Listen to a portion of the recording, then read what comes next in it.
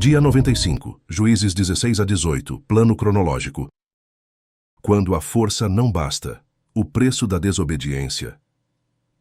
Explore a traição, a queda de um herói e o caos espiritual que varre Israel quando o povo abandona a Deus e cultua ídolos. Juízes 16. Sansão, dotado de força sobrenatural, torna-se presa fácil de suas próprias fraquezas. Seduzido por uma mulher em Gaza, traído por Dalila, é cegado e aprisionado. Sua história é um testemunho humilhante de como o pecado nos torna vulneráveis e como até os mais fortes podem cair quando se afastam de Deus. Seu final revela não apenas vingança, mas redenção através do arrependimento. Juízes 17. Micá, um homem de Efraim, estabelece um santuário privado repleto de ídolos esculpidos e objetos de adoração. Ele contrata um sacerdote levita, criando uma religião sincretista que mistura a adoração de Yahvé com práticas pagãs. Este capítulo ilustra a corrupção moral e espiritual que caracteriza o período. Cada um faz o que é certo a seus próprios olhos. Juízes 18. A tribo de Dan, em busca de território, saques a casa de Micá, roubando seus ídolos e seu sacerdote.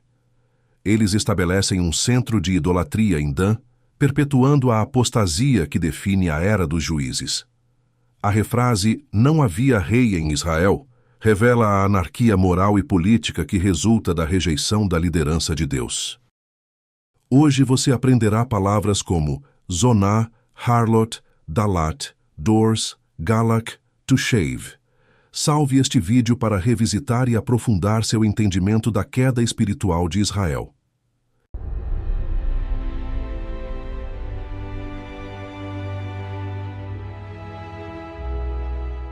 Juízes, capítulo 16. E foi Sansão a Gaza, e viu ali uma mulher prostituta, e entrou a ela. E foi dito aos gazitas: Sansão entrou aqui. Cercaram-no, e toda a noite lhe puseram espias à porta da cidade. Porém toda a noite estiveram quietos, dizendo: até a luz da manhã esperaremos, então o mataremos. Porém Sansão deitou-se até a meia-noite, e à meia-noite se levantou e arrancou as portas da entrada da cidade com ambas as ombreiras, e juntamente com a tranca as tomou, pondo-as sobre os ombros, e levou-as para cima até ao cume do monte que está defronte de Hebron. E depois disto, aconteceu que se afeiçoou a uma mulher do vale de Soreque, cujo nome era Dalila. Então, os príncipes dos filisteus subiram a ela e lhe disseram: persuade-o, e vê em que consiste a sua grande força, e como poderíamos assenhorear-nos dele e amarrá-lo, para assim o afligirmos, e te daremos cada um de nós 1.100 moedas de prata. Disse, pois, Dalila a Sansão: declara-me, peço-te, em que consiste a tua grande força, e com que poderias ser amarrado para te poderem afligir. Disse-lhe Sansão: se me amarrassem com 7 vergas de vimes frescos, que ainda não estivessem secos, então me enfraqueceria, e seria como qualquer outro homem. Então os príncipes dos filisteus lhe trouxeram 7 vergas de vimes frescos, que ainda não estavam secos, e ela o amarrou com elas. E o espia estava com ela na câmara interior. Então ela lhe disse: os filisteus vêm sobre ti, Sansão. Então quebrou as vergas de vimes, como se quebra o fio da estopa ao cheiro do fogo. Assim, não se soube em que consistia a sua força. Então disse Dalila a Sansão: eis que zombaste de mim e me disseste mentiras. Ora, declara-me agora com que poderia ser amarrado. E ele disse: se me amarrassem fortemente com cordas novas, que ainda não houvessem sido usadas, então me enfraqueceria e seria como qualquer outro homem. Então Dalila tomou cordas novas e o amarrou com elas. E disse-lhe: os filisteus vêm sobre ti, Sansão. E o espia estava na recâmara interior. Então as quebrou de seus braços como a um fio. E disse Dalila a Sansão: até agora zombaste de mim e me disseste mentiras. Declara-me, pois, agora com que poderia ser amarrado. E ele lhe disse: se teceres 7 tranças dos cabelos da minha cabeça com o liço da teia, E ela as fixou com uma estaca e disse-lhe: Os filisteus vêm sobre ti, Sansão. Então ele despertou do seu sono e arrancou a estaca das tranças tecidas, juntamente com o liço da teia. Então ela lhe disse: Como dirás? Tenho-te amor, não estando comigo o teu coração. Já 3 vezes zombaste de mim, e ainda não me declaraste em que consiste a tua grande força. E sucedeu que, importunando-o ela todos os dias com as suas palavras, e molestando-o, a sua alma se angustiou até a morte. E descobriu-lhe todo o seu coração, e disse-lhe: Nunca passou navalha pela minha cabeça, porque sou nazireu de Deus, desde o ventre de minha mãe. Se viesse a ser rapado, ir-se-ia de mim a minha força, e me enfraqueceria, e seria como qualquer outro homem. Vendo, pois, Dalila que já lhe descobrira todo o seu coração, mandou chamar os príncipes dos filisteus, dizendo: Subi esta vez, porque agora me descobriu ele todo o seu coração. E os príncipes dos filisteus subiram a ter com ela, trazendo com eles o dinheiro. Então ela o fez dormir sobre os seus joelhos, e chamou a um homem, e rapou-lhe as 7 tranças do cabelo de sua cabeça, e começou a afligi-lo, e retirou-se dele a sua força. E disse ela: Os filisteus vêm sobre ti, Sansão. E despertou ele do seu sono, e disse: Sairei ainda esta vez como dantes, e me sacudirei. Porque ele não sabia que já o Senhor se tinha retirado dele. Então os filisteus pegaram nele, e arrancaram-lhe os olhos, e fizeram-no descer a Gaza, e amarraram-no com 2 cadeias de bronze, e girava ele um moinho no cárcere, e o cabelo da sua cabeça começou a crescer, como quando foi rapado. Então os príncipes dos filisteus se ajuntaram para oferecer um grande sacrifício ao seu deus Dagon, e para se alegrarem, e diziam: Nosso Deus nos entregou nas mãos a Sansão, nosso inimigo. Semelhantemente, vendo-o o povo, louvava ao seu Deus, porque dizia: Nosso Deus nos entregou nas mãos o nosso inimigo, e ao que destruía a nossa terra, e ao que multiplicava os nossos mortos. E sucedeu que, alegrando-se-lhes o coração, disseram: Chamai a Sansão para que brinque diante de nós. E chamaram a Sansão do cárcere, que brincava diante deles, e fizeram-no estar em pé entre as colunas. Então disse Sansão ao moço que o tinha pela mão: Guia-me, para que apalpe as colunas em que se sustém a casa, para que me encoste a elas. Ora, estava a casa cheia de homens e mulheres, e também ali estavam todos os príncipes dos filisteus, e sobre o telhado havia uns 3.000 homens e mulheres que estavam vendo Sansão brincar. Então Sansão clamou ao Senhor e disse: Senhor Deus, peço-te que te lembres de mim, e fortalece-me agora só esta vez, ó Deus, para que de uma vez me vingue dos filisteus pelos meus 2 olhos. Abraçou-se, pois, Sansão com as 2 colunas do meio, em que se sustinha a casa, e arrimou-se sobre elas, com a sua mão direita numa, e com a sua esquerda na outra. E disse Sansão: Morra eu com os filisteus.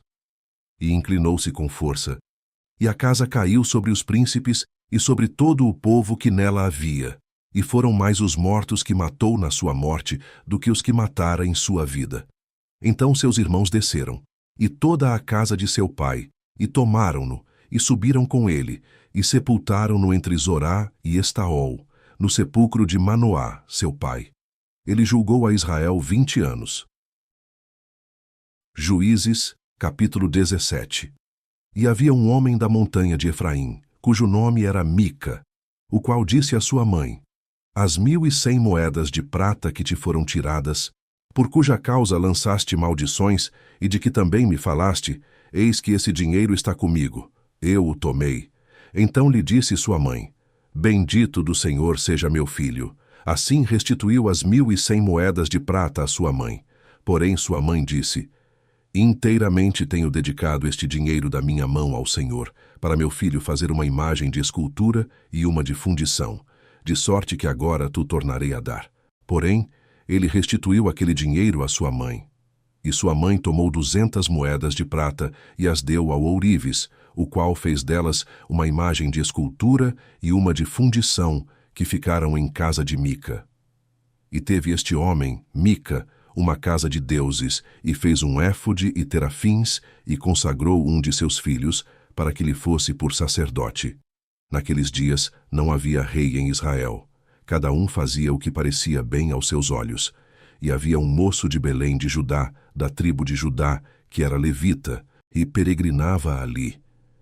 E este homem partiu da cidade de Belém de Judá para peregrinar onde quer que achasse conveniente.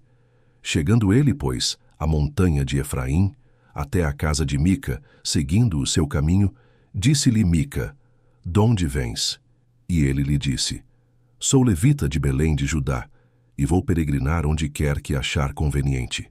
Então lhe disse Mica: "Fica comigo, e sê-me por pai e sacerdote, e cada ano te darei 10 moedas de prata, e vestuário, e o sustento." E o levita entrou. E consentiu o levita em ficar com aquele homem. E o moço lhe foi como um de seus filhos. E Mica consagrou o levita, e aquele moço lhe foi por sacerdote. E esteve em casa de Mica. Então disse Mica: "Agora sei que o Senhor me fará bem, porquanto tenho um levita por sacerdote." Juízes, capítulo 18. Naqueles dias não havia rei em Israel, e nos mesmos dias a tribo dos danitas buscava para si herança para habitar, porquanto até aquele dia entre as tribos de Israel não lhe havia caído por sorte sua herança. E enviaram os filhos de Dan, da sua tribo, 5 homens dentre eles, homens valorosos, de Zorá e de Estaol, a espiar e reconhecer a terra, e lhes disseram: "Ide, reconhecei a terra." E chegaram à montanha de Efraim até a casa de Mica, e passaram ali a noite. E quando eles estavam junto da casa de Mica, reconheceram a voz do moço, do levita, e dirigindo-se para lá, lhe disseram: "Quem te trouxe aqui? Que fazes aqui? E que é que tens aqui?" E ele lhes disse: "Assim e assim me tem feito Mica, pois me tem contratado, e eu lhe sirvo de sacerdote." Então lhe disseram: "Consulta a Deus, para que possamos saber se prosperará o caminho que seguimos." E disse-lhes o sacerdote: "Ide em paz, o caminho que seguis está perante o Senhor." Então foram-se aqueles 5 homens e chegaram a Laís, e viram que o povo que havia no meio dela estava seguro, conforme ao costume dos sidônios, quieto e confiado. Nem havia autoridade alguma do reino que por qualquer coisa envergonhasse a alguém naquela terra. Também estavam longe dos sidônios, e não tinham relação com ninguém.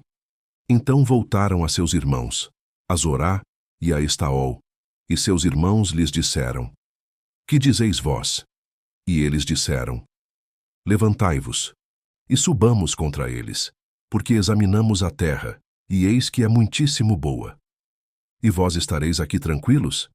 Não sejais preguiçosos em irdes para entrar a possuir esta terra.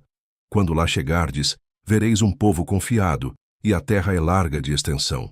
Porque Deus vô-la entregou nas mãos, lugar em que não há falta de coisa alguma que há na terra." Então partiram dali, da tribo dos danitas, de Zorá e de Estaol, 600 homens munidos de armas de guerra. E subiram, e acamparam-se em Quiriate-Jearim, em Judá. Então chamaram a este lugar Maané-Dan, até ao dia de hoje. Eis que está por detrás de Quiriate-Jearim. E dali passaram a montanha de Efraim, e chegaram até a casa de Mica.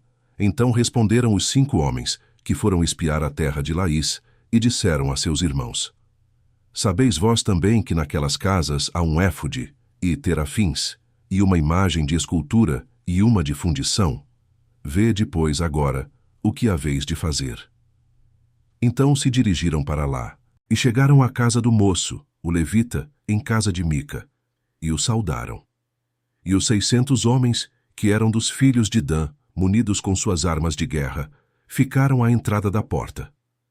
Porém, subindo os 5 homens, que foram espiar a terra, entraram ali, e tomaram a imagem de escultura, o éfode e os terafins, e a imagem de fundição, ficando o sacerdote em pé à entrada da porta, com os 600 homens que estavam munidos com as armas de guerra.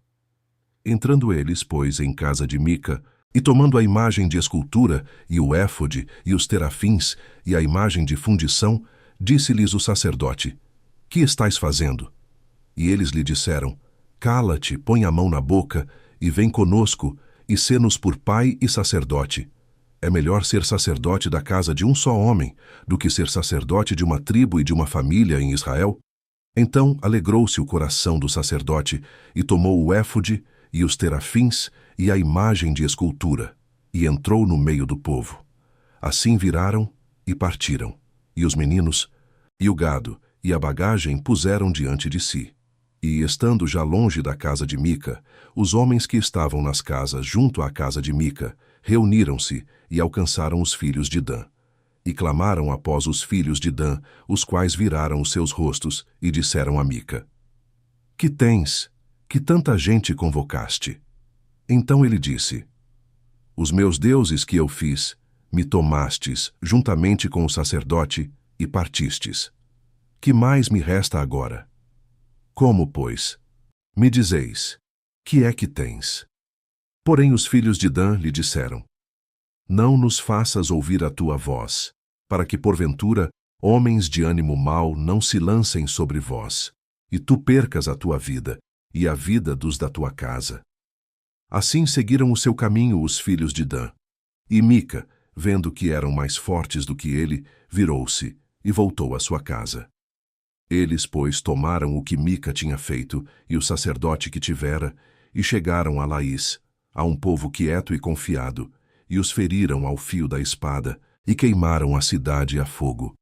E ninguém houve que os livrasse, porquanto estavam longe de Sidom, e não tinham relações com ninguém, e a cidade estava no vale que está junto de Bet-Reob. Depois reedificaram a cidade e habitaram nela. E chamaram o nome da cidade Dan, conforme ao nome de Dan, seu pai, que nascera a Israel. Era, porém, antes o nome desta cidade Laís. E os filhos de Dan levantaram para si aquela imagem de escultura, e Jonatas, filho de Gerson, o filho de Manassés, ele e seus filhos foram sacerdotes da tribo dos Danitas, até o dia do cativeiro da terra. Assim, pois, estabeleceram para si a imagem de escultura que fizera Mica, por todos os dias em que a casa de Deus esteve em Siló.